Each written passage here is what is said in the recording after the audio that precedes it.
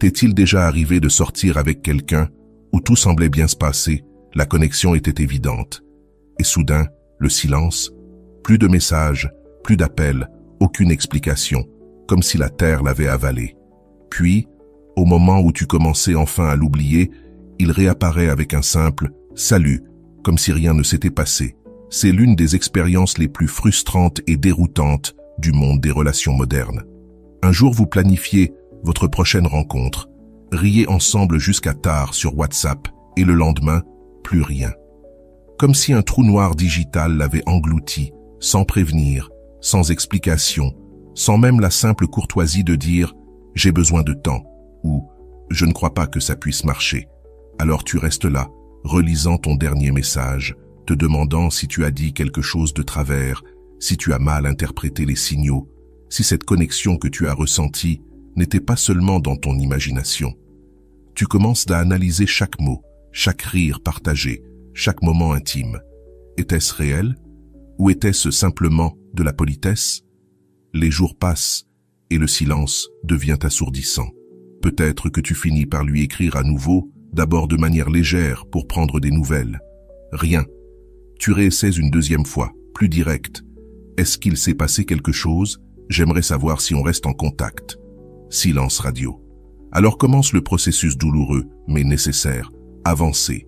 Accepter que certaines personnes disparaissent sans explication, que tout le monde n'a pas la maturité émotionnelle pour une conversation honnête.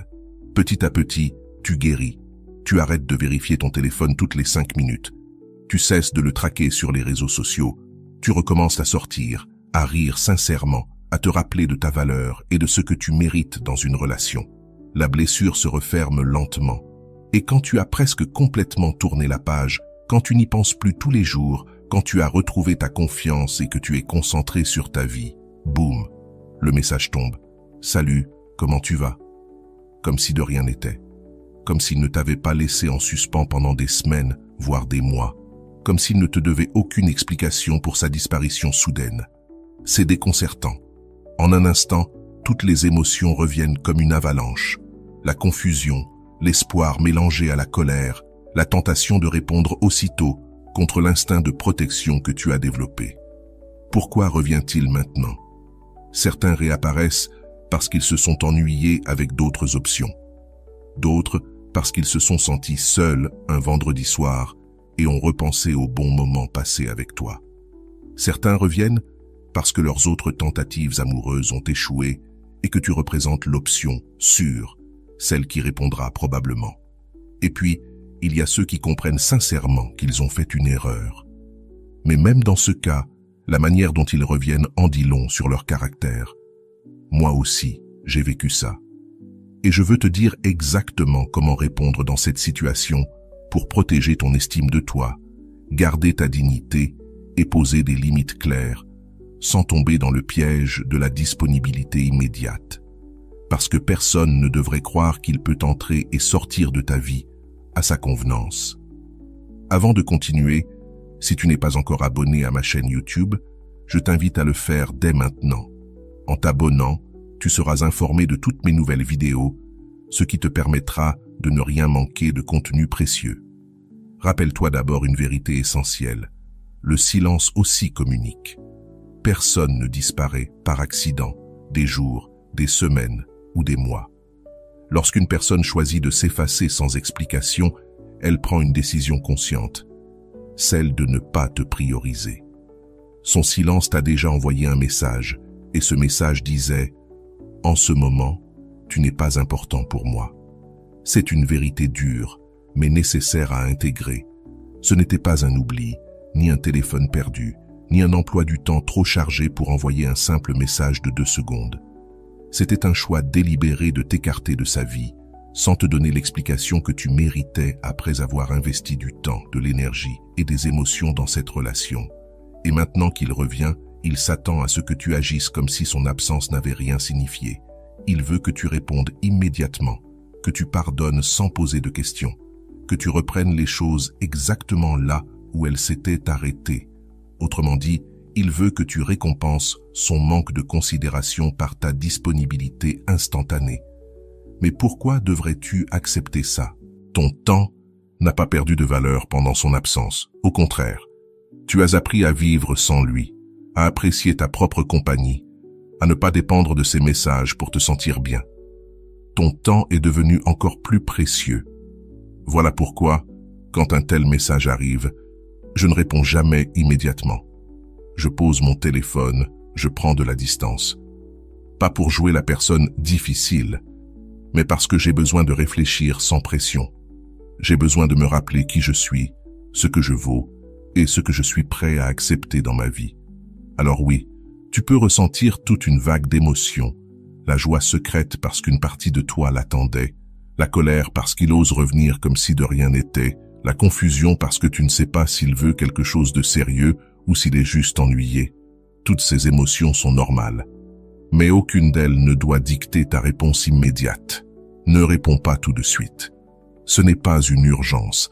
S'il a pu attendre des semaines ou des mois pour t'écrire, il peut bien attendre quelques heures, voire quelques jours pour ta réponse.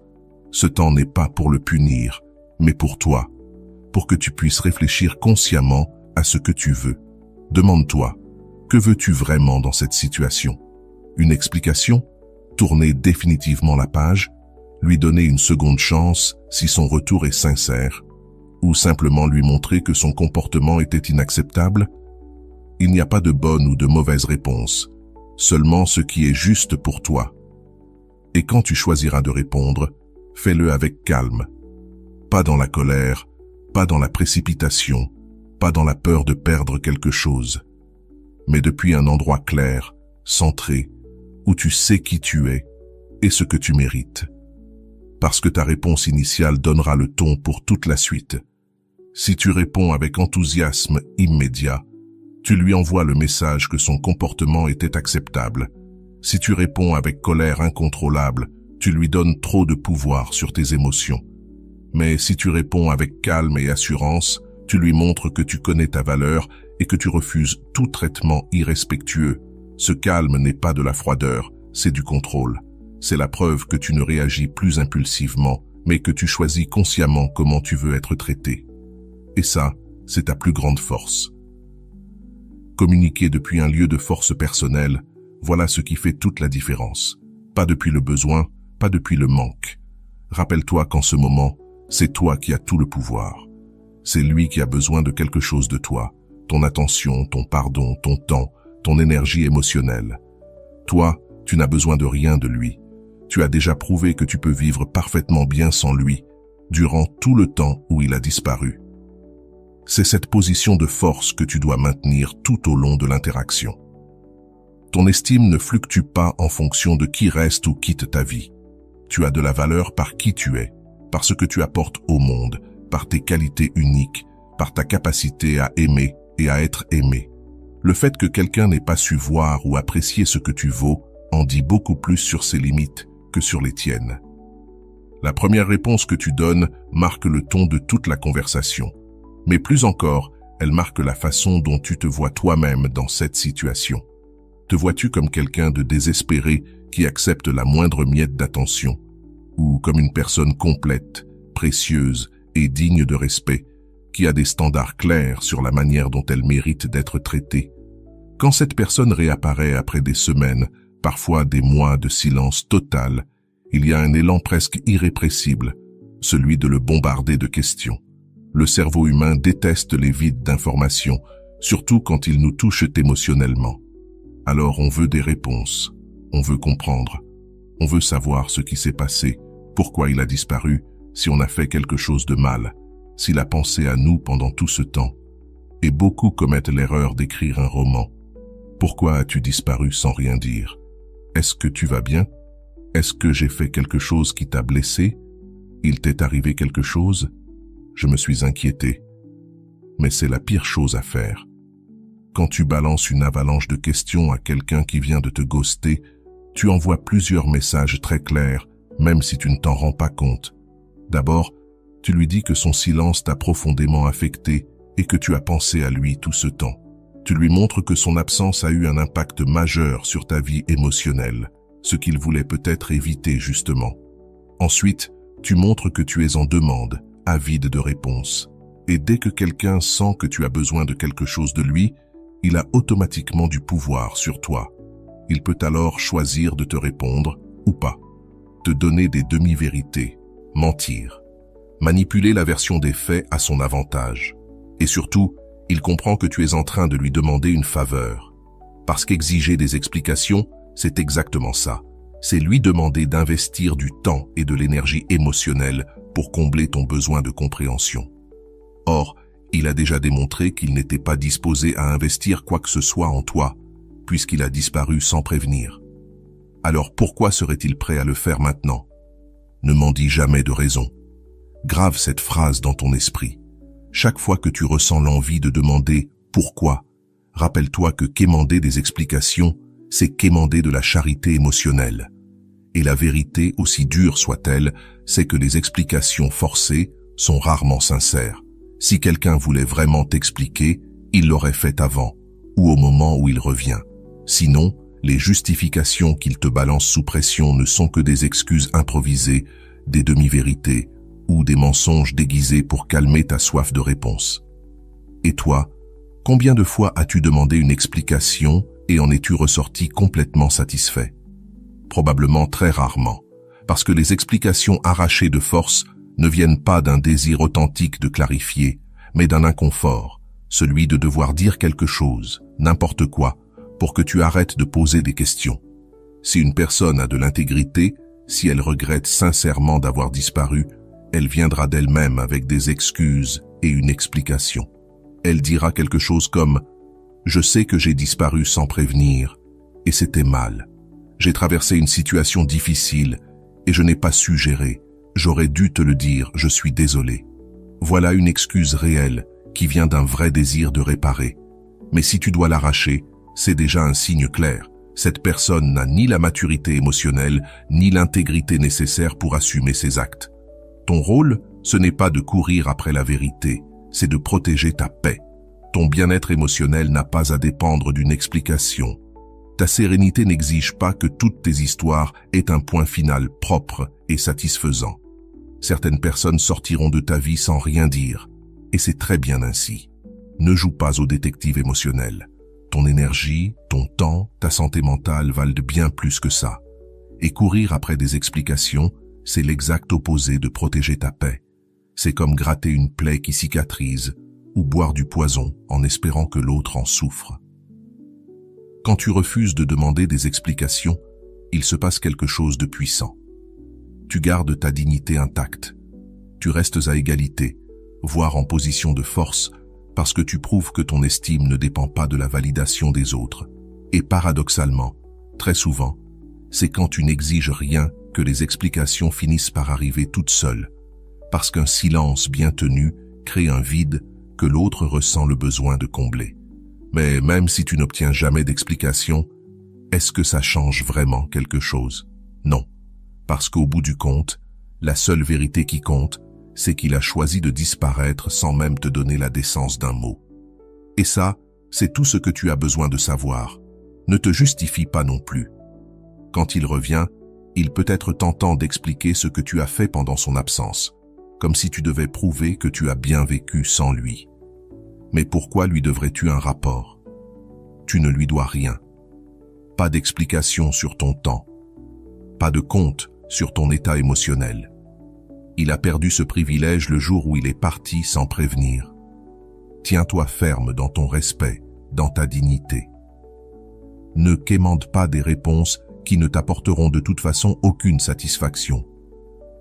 Rappelle-toi, une personne qui se soucie vraiment de toi viendra avec ses excuses et ses explications sans que tu aies besoin de les demander.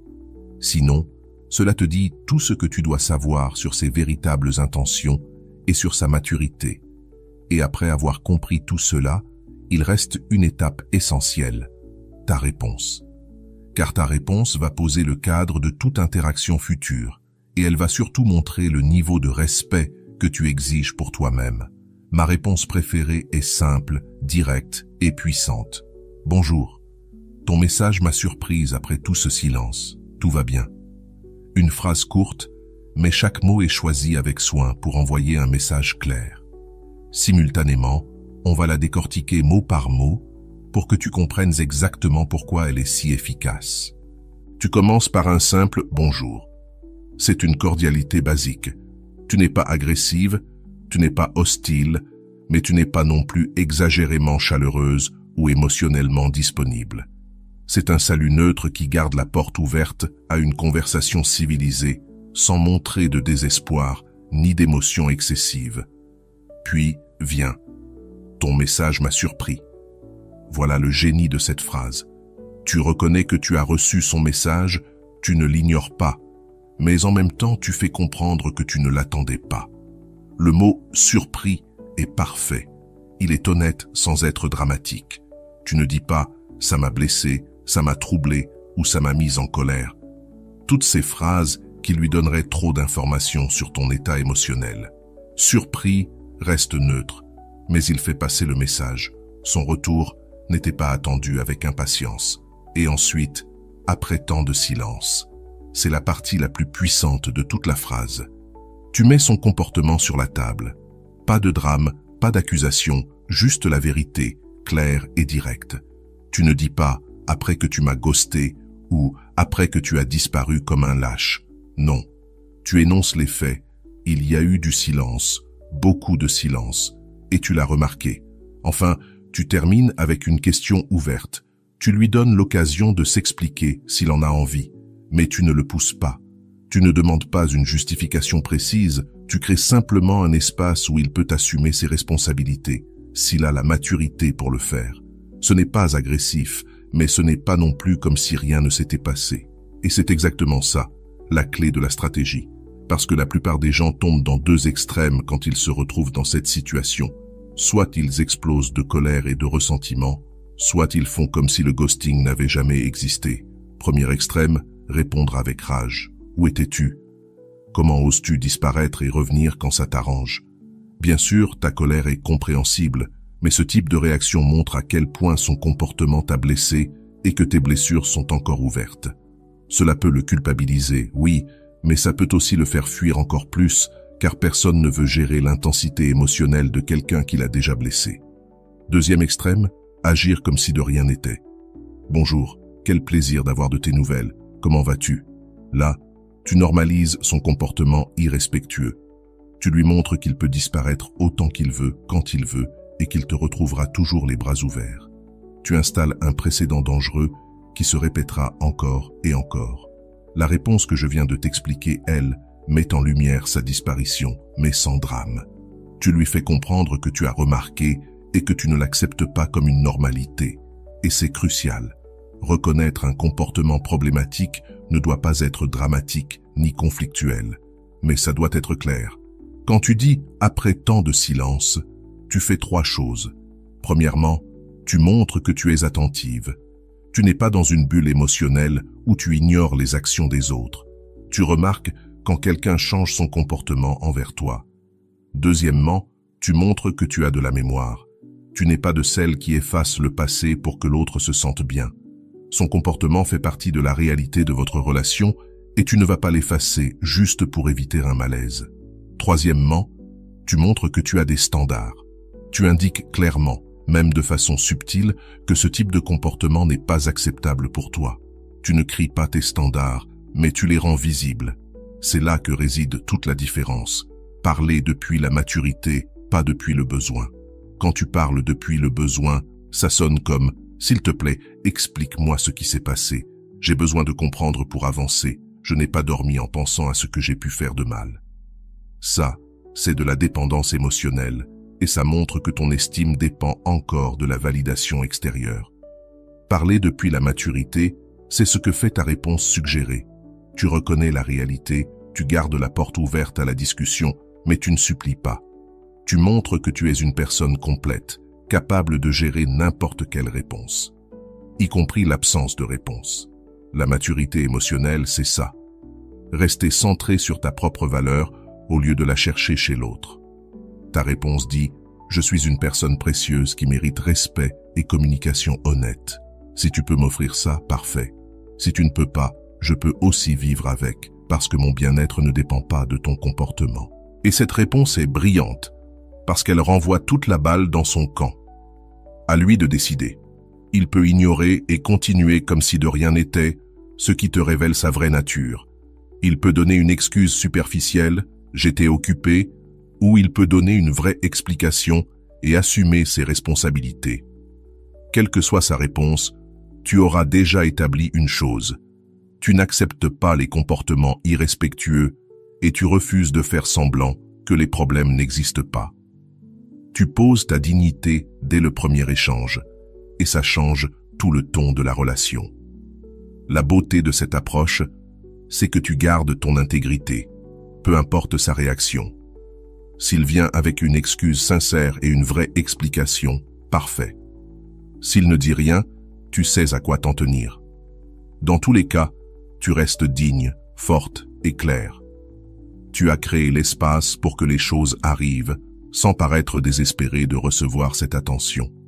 Si la personne ne le fait pas, tu as démontré ta valeur et tu peux soit continuer la conversation, soit la terminer en sachant que tu as agi avec classe et dignité.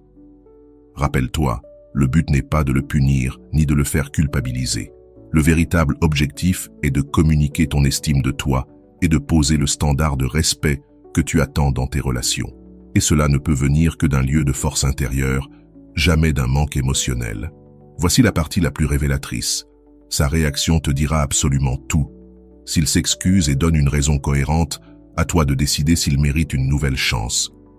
Mais s'il minimise ce qui s'est passé ou agit comme si rien n'avait eu lieu, c'est une preuve claire de désintérêt ou de manipulation émotionnelle. C'est à ce moment-là que tu dois mettre tes limites. Personnellement, je préfère des personnes capables de communiquer. Si le silence est leur façon de résoudre les choses, alors ce n'est pas ce que je recherche. Et ce n'est pas de la vengeance, c'est de l'amour-propre. Un silence prolongé sans explication est déjà un message en soi. Il dit que ta présence n'a pas été une priorité. Si tu laisses quelqu'un disparaître et réapparaître à sa guise, tu lui apprends que ta vie est un lieu où il peut entrer et sortir sans conséquence. Mais ça, ce n'est pas de l'amour, c'est de la dépendance émotionnelle. Souviens-toi de ceci, la bonne personne ne te laisse pas en vue pendant des jours pour ensuite revenir comme si de rien n'était. Si elle revient, réponds avec calme, mets le sujet sur la table et observe s'il y a un réel intérêt.